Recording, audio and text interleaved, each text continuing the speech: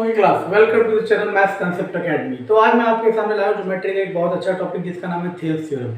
और इससे question definitely आता है। क्वेश्चन बहुत आसान होता है, लेकिन थेल्स थ्योरम की जानकारी नहीं होने की वजह से वो क्वेश्चन सबसे थोड़ा सा गलत हो जाता है, ठीक है ना।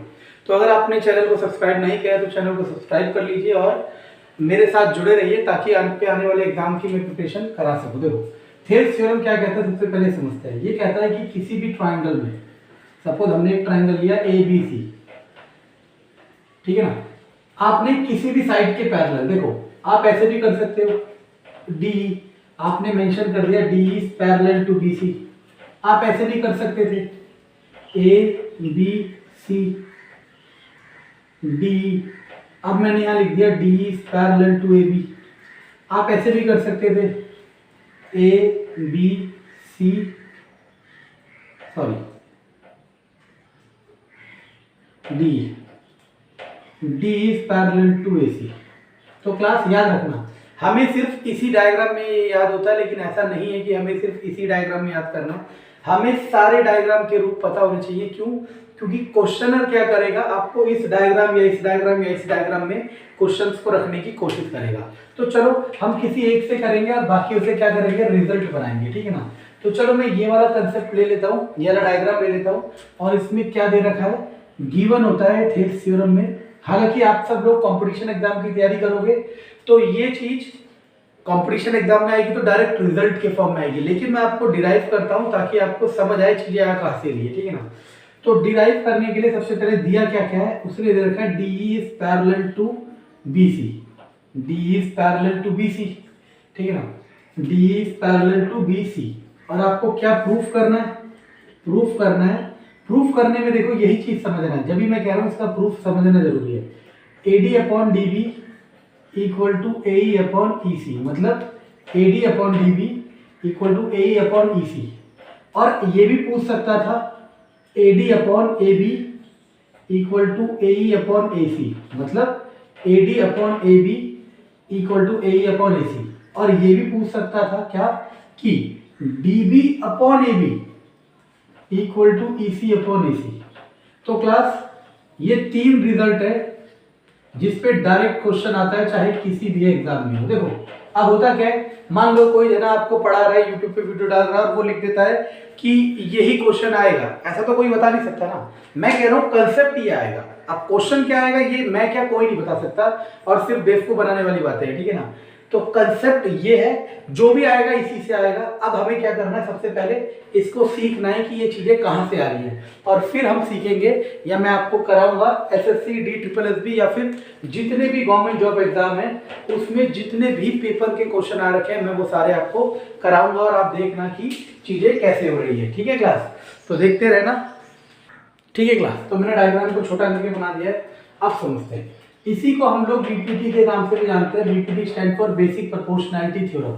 देखो एक चीज समझना, मान लो गवर्नमेंट जॉब का पेपर है, फॉर एग्जांपल SSC ले लो, DSSB ले लो, कोई भी एग्जाम ले लो, उसमें जो भी मैथ्स के टॉपिक आएंगे वो 10th तक के आएंगे। क्यों? क्योंकि 10th के बाद 11th 12th सबकी अलग अलग स्ट्रीम है, तो 10th तक के सारे टॉपिक बहुत अच्छे से कर लो, आपकी सक्सेस जरूर होगी। अब देखो सबसे पहले हमने क्या किया, यहां से एक परपेंडिकुलर ड्रॉ किया और यहां से एक परपेंडिकुलर ड्रॉ किया, मतलब सबसे पहले ये ट्राइंगल क्रिएट कर दिया, ट्राइंगल। अब सुनते रहना, यहां से भी एक परपेंडिकुलर ड्रॉ किया, कुछ भी हो सकता है, उसका नाम EY। अब जनरली किताब वाले या कोई और ये परपेंडिकुलर ड्रॉ नहीं कर रहे, लेकिन मैं समझा देता हूं कि क्या कहानी है, सुनना। अब मैं लेता हूं area of ADE divided by area of DEB। ये रहा ADE और ये रहा DEB। तो एरिया के फॉर्मूले क्या होते हैं, 1/2 बेस इंटू हाइट। बेस कौन है, AD, इसे मान लो x, हाइट क्या है EX अपॉन में 1/2, इसका बेस कौन है DB, हाइट कौन है EY। और अब मैं लिख दूंगा EX इक्वल टू EY। ऐसा क्यों लिख दिया क्लास मैंने, अब समझना, इसको समझाते हैं। मान लो ये मेरा घर है, कोई भी चीज मान लो, यहां से एक सीधा परपेंडिकुलर ड्रॉ किया, ये रहा। अब इसी पॉइंट से अगर मैं एक और परपेंडिकुलर ड्रॉ करूं, तो वो परपेंडिकुलर भी यही होगा। क्यों? क्योंकि कंसेप्ट होता है, चाहे समझ लो चाहे याद कर लो, कि किसी सिंगल पॉइंट से किसी भी लाइन पे अगर आप परपेंडिकुलर ड्रॉ करोगे तो सिंगल परपेंडिकुलर ड्रॉप आएगा। दैट मींस ये जो आपने ई पॉइंट से दो परपेंडिकुलर ड्रॉ करे, कौन से?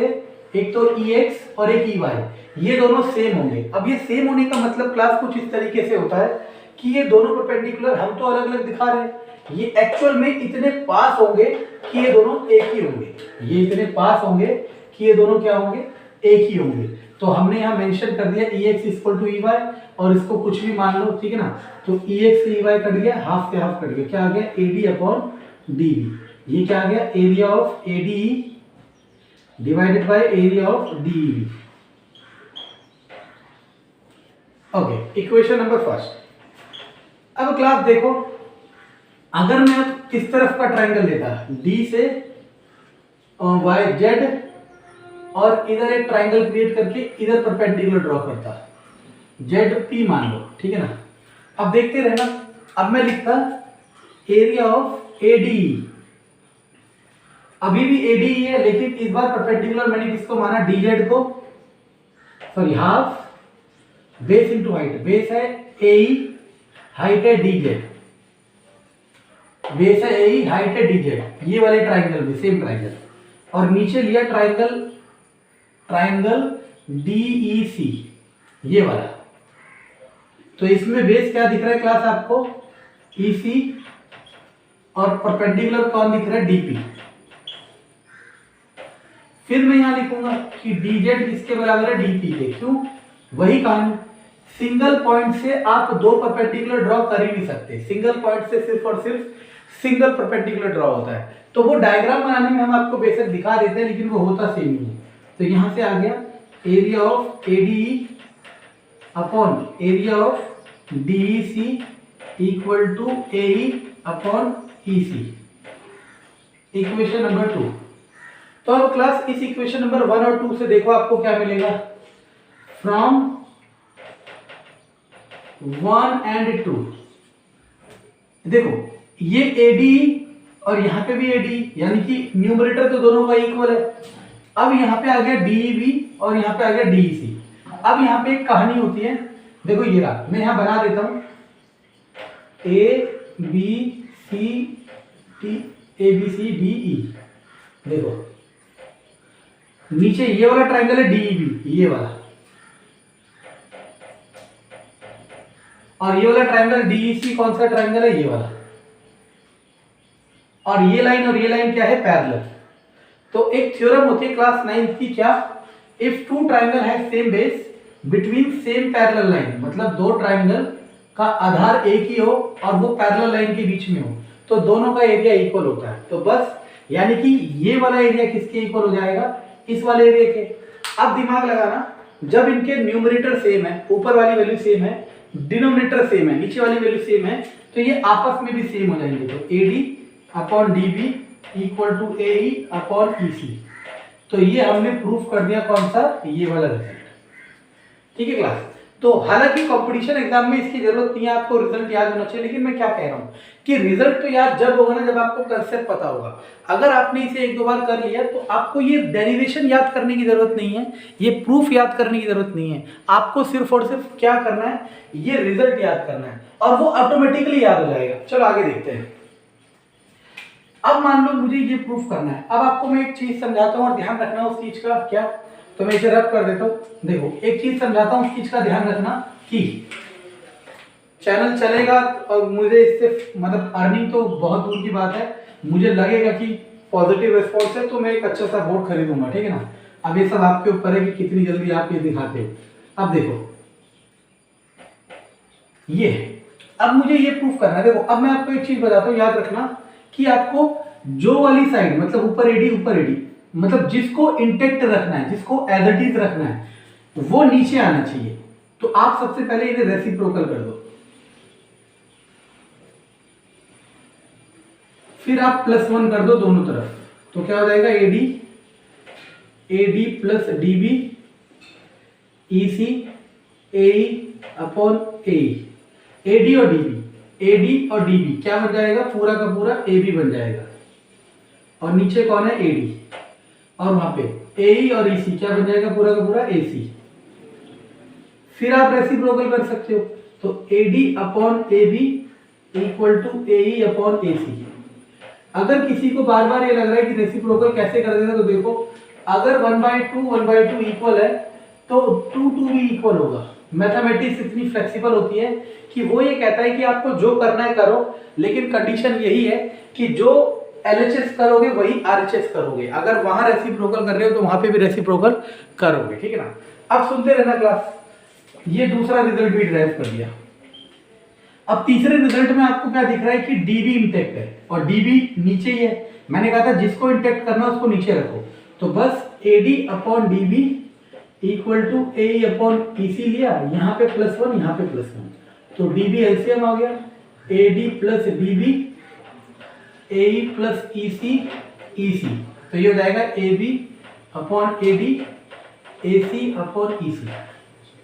तो हमने तीसरा भी कर दिया। तो क्लास ये चीज आपको पता होनी चाहिए थेल्स थ्योरम के लिए, और इसी को कहते हैं 10th क्लास में, या वैसे इसका एक और नाम है, that is called BPT basic proportionality theorem. अब आप कंपटीशन एग्जाम में बैठे हो तो आपको सिर्फ और सिर्फ रिजल्ट याद होने चाहिए, और ये उसकी प्रोसेस है, ठीक है ना। अब मैं कराता हूँ आपको क्वेश्चंस जो प्रीवियस ईयर में आ रखे हैं ताकि आपको समझ आए।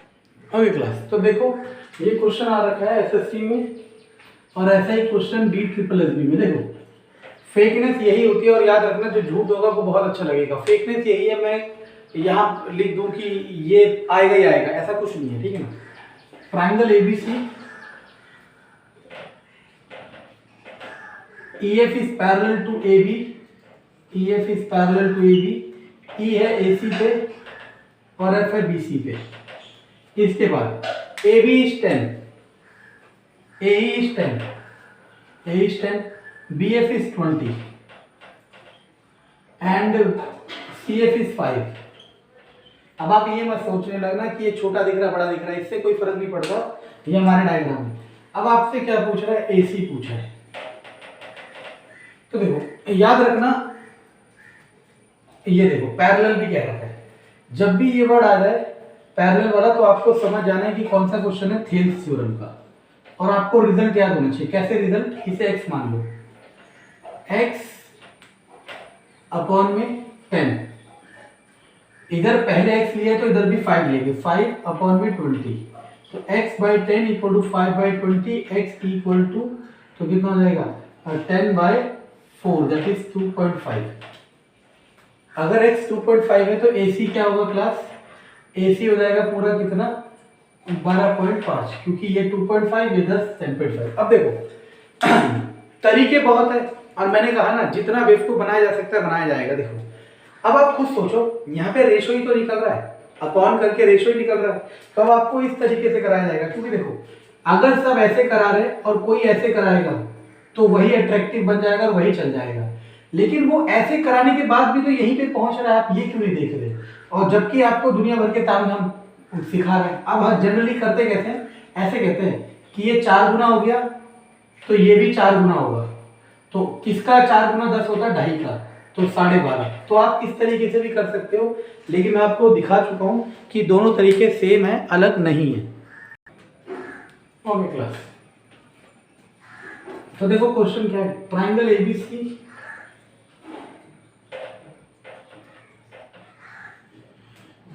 D और E, D यहाँ है E यहाँ है, पैरेलल है, ये दे रखा है। देखो उसने कहा D is parallel to BC, तो हमें अभी शुरुआती दौर पे लग रहा है कि वो थेल्स थ्योरम है। देखते रहना, यही करता है क्वेश्चन, ये SSC में आया हुआ क्वेश्चन है, यही करता है किताब वाला कि वो आपको कंफ्यूज करेगा और आप होते चले जाओगे। देखते रहना। 2 इक्वल एरिया, इसका मतलब है ये हमें दे रखा है, क्या दे रखा है कि area of ADE is half of area of ABC। ये उस क्वेश्चन वाले ने दे रखा है यहाँ कह के, उसने कहा इसका और इसका एरिया इक्वल है, मतलब ये पूरा ट्राइंगल का अगर एरिया 4 है तो अंदर वाले का कितना होगा, छोटे वाले का 2 होगा, ये उसने दे रखा है, ठीक है ना। अब देखते रहे, अब वो आपसे पूछ रहा है फाइंड करना है AD अपॉन BD। अब देखो AD ये रहा और BD ये रहा, तो अभी आपको पता है थेल्स थ्योरम में क्या चल रहा था, AD upon BD equal to AE upon EC। मैं यही सिखाना चाह रहा हूँ। देखो कोई भी इंसान, चाहे मैं हूँ चाहे कोई भी पढ़ा रहा हो, और एक बात याद रखना, जिसको आप मैथ में भगवान मान रहे हो, चाहे कोई भी पढ़ा रहे हो यूट्यूब में, मुझ में या हम में या उसमें क्या अंतर है पता है भाई? यही अंतर है कि उन्होंने पहले स्टार्ट किया और हम आज स्टार्ट कर रहे हैं, बाकी नॉलेज का कोई अंतर नहीं है, ठीक है ना। अब सुनना मैं क्या कह रहा हूँ, ये थेल्स थ्योरम होता है, उसने जानबूझ के डाटा थेल्स थ्योरम जैसा दिया ताकि कंफ्यूज करो, लेकिन ये थेल्स थ्योरम का है नहीं। हाँ, इसमें थेल्स थ्योरम का कंसेप्ट लगेगा, लेकिन एक समय के बाद। अब देखो समय क्या है, सुनना, ये पूछा है, ठीक है, अब देखते रहना। सबसे पहले मैं लिख सकता हूँ area of ADE divided by area of ABC is 1/2, क्योंकि उसी ने कह रखा है कि ये आधा है, मैंने कहा था पूरा 4 है तो अंदर वाला होगा 2, रेशियो निकालोगे तो 1/2 आएगा।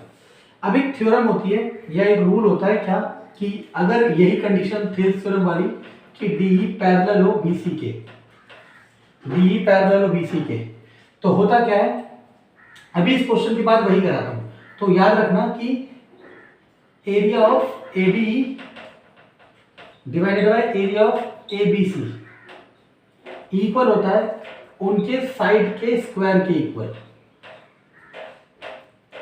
उनके साइड के स्क्वायर के इक्वल, और उनके साइड के स्क्वायर के इक्वल।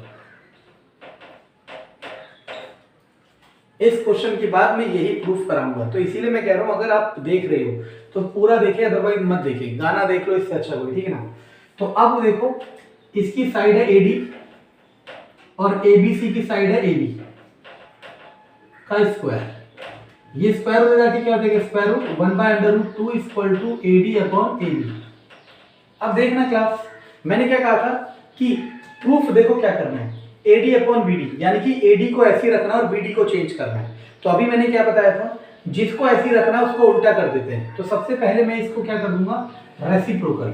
अगर मैं इसको रेसिप्रोकल कर देता हूं तो हमें क्या मिलेगा देखना, तो हमें मिल जाएगा √2/1 equal to AB upon AD।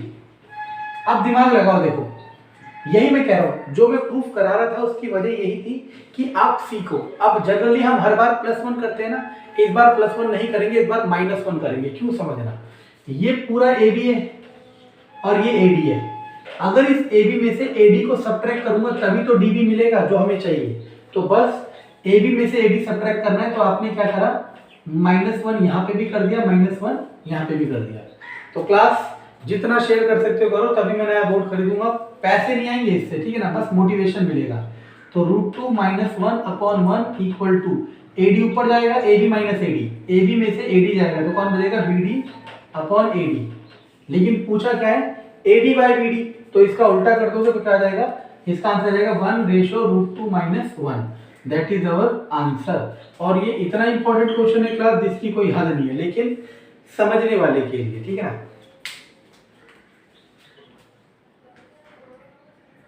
Okay class, सुनना, अब आपको दे रखा है DE पैरेलल BE, तो प्रूफ करना है क्या कि area of ADE upon area of ABC will equal to, देखो ADE ABC, तो ADE की अगर AD ले रहे हो तो ABC की AB लेनी पड़ेगी, अगर ABE की DE ले रहे हो तो ABC की BC लेनी पड़ेगी, अगर AE की ADE की AE साइड ले रहे हो तो उसकी AC लेनी पड़ेगी।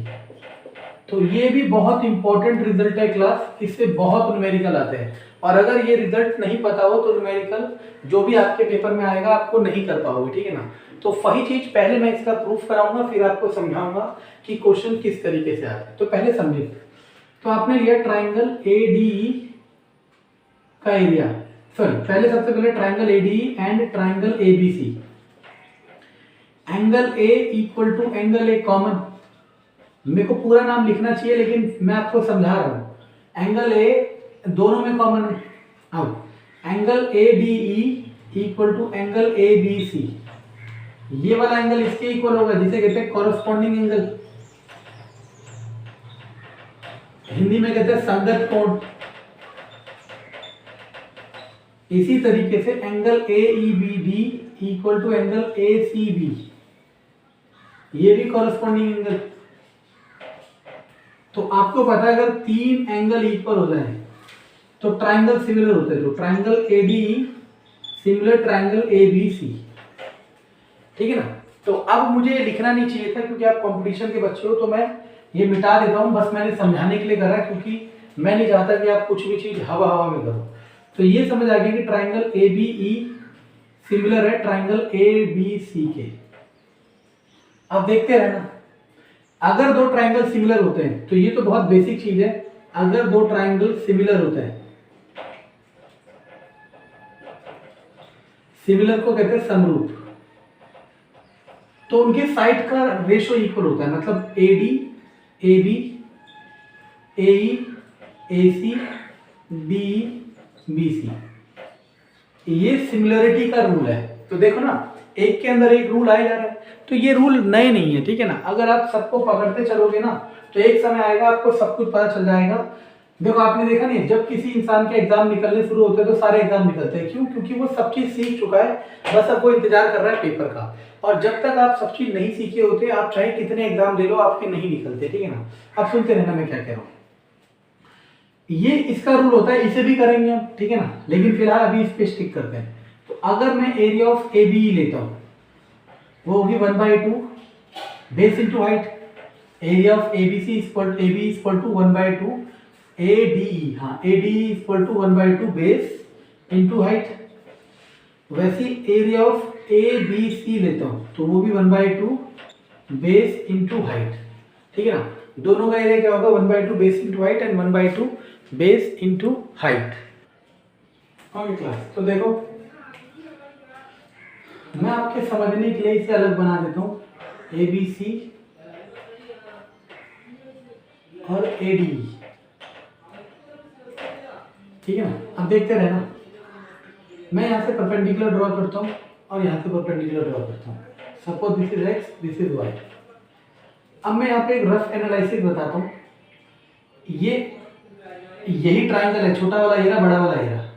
अब एंगल बी तो एंगल बी के डी के इक्वल था, मैं कर चुका था, है ना। ये 90 है तो ये भी 90। और आपको पता होना चाहिए, मैं इन दोनों छोटे ट्राइंगल की बात कर रहा हूँ, ठीक है ना। आपको पता होना चाहिए कि अगर किसी दो ट्राइंगल के दो एंगल सेम है, दो एंगल सेम है ना, ये वाला इसके और ये वाला इसके, तो तीसरा तो ऑटोमेटिकली सेम होगा। ये बहुत बेसिक चीज है और आपको पता होनी चाहिए। क्या? क्योंकि मान लो ये 60 है, 20 है, तो कितना हो गया 80, तो वो कितना होगा 100। तो ये 60 है तो ये भी 60, ये 20 है तो ये भी 20, तो इन दोनों का सम भी 80 और वो भी क्या होगा 100। तो ये चीज बहुत बेसिक है। यानी कि ये छोटा ट्राइंगल इसके कॉन्ग्रुएंट हो जाएगा, तो यानी कि triangle A B X congruent हो जाएगा ट्राइंगल ए डी वाई के। सॉरी, कॉन्ग्रुएंट नहीं, सिमिलर। अगर सिमिलर हो जाएगा तो यहाँ पे भी साइड का रेशियो इक्वल होगा। इसकी साइड ए बी, उसकी साइड ए डी, इसकी साइड बी एक्स, उसकी साइड डी वाई, इसकी साइड ए एक्स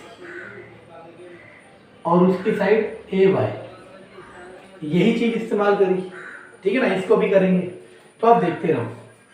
1/2 बेस, बेस क्या है इसका? ए बी का बेस है B C into height. Height कौन है? ए बी सी की ए एक्स अपॉन 1/2 डिवाइड कर दो। सॉरी, ऊपर ए बी लिखा है मैंने, कोई बात नहीं। ए बी का बेस है डी और नाम ही गलत लिख दिया मैंने, ए डी। ए डी का बेस है डी और उसकी हाइट है ए वाई, और इसका बेस कितना है? बी सी और इसकी हाइट है ए एक्स। हाफ से हाफ जाएगा। अब देखो डी और बी सी वगैरह, देखो हमारे पास क्या आ गया, देखो यहां से A Y upon A X आ जाएगा। क्या आ जाएगा? उल्टा कर दो इसे, A D upon A B, A D upon A B मैं लिख सकता हूं।